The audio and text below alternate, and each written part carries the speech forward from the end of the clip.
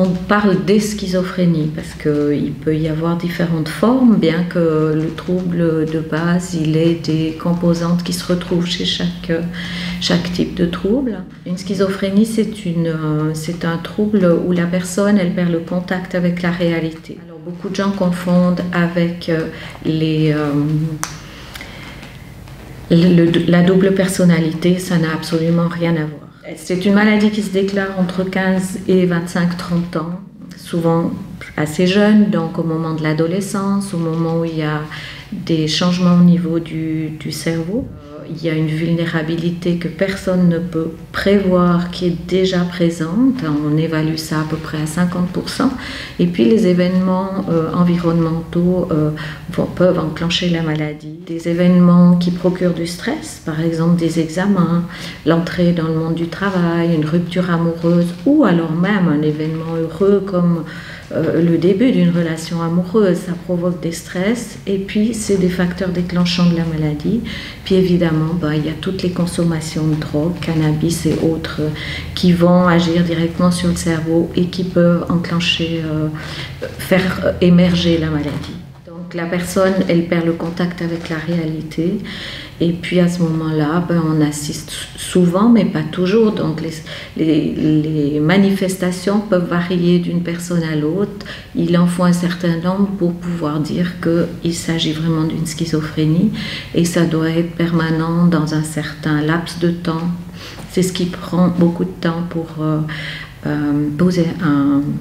mettre un nom sur le trouble. Donc les symptômes, c'est quand même des hallucinations, des délires, des distorsions de la pensée, une difficulté à organiser ses réflexions, le retrait social aussi, des jeunes qui tout à coup se mettent en retrait, au niveau aussi du soin de soi-même, ça peut s'observer aussi, une négligence au niveau hygiène.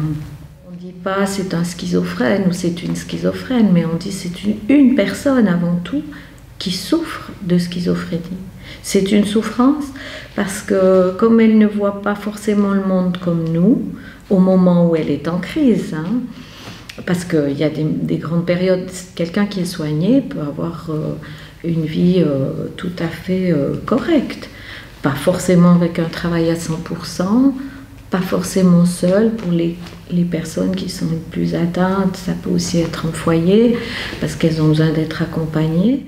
Justement, comme elles peuvent avoir des hallucinations qui les effraient, qui les angoissent, ou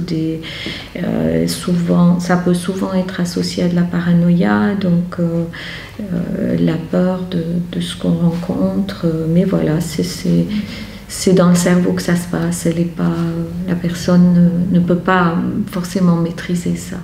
Les troubles bipolaires sont des troubles de l'humeur, avec très souvent, mais pas forcément toujours, des phases hautes où la personne, elle est plutôt dans une espèce d'euphorie, et puis des phases basses où après ça, elle tombe plutôt dans des phases dépressives.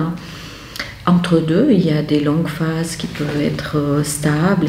Et donc ces deux troubles psychiques se soignent, et se soignent bien, et se soignent mieux si on les prend assez tôt.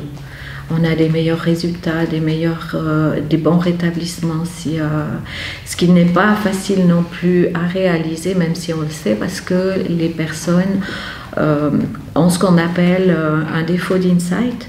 Ça veut dire que ça empêche la personne elle-même, pour un grand pourcentage de personnes, ça empêche la personne de voir elle-même qu'elle est malade. Et donc il y a une forme de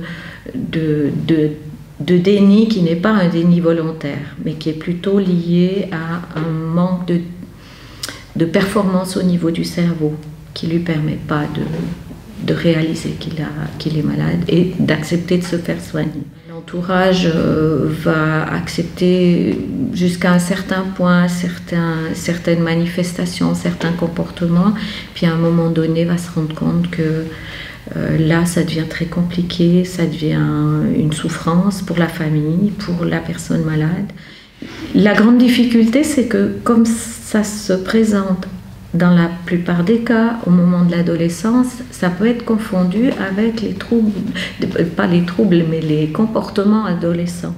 Ce genre de problématique, on n'est pas armé en tant que parent pour faire face et il faut vraiment apprendre à entourer une personne comme ça. Et c'est à travers les formations pro-famille qui sont données par des professionnels de la psychiatrie et des proches qu'on arrive après à mieux comprendre le trouble, à savoir qu'est-ce qui se passe dans le cerveau de ce qu'on en a compris aujourd'hui, parce que demain on comprendra peut-être encore d'autres choses, mais de savoir ce qui se passe dans le cerveau et de comprendre comment on peut mieux aborder les choses pour conserver un lien.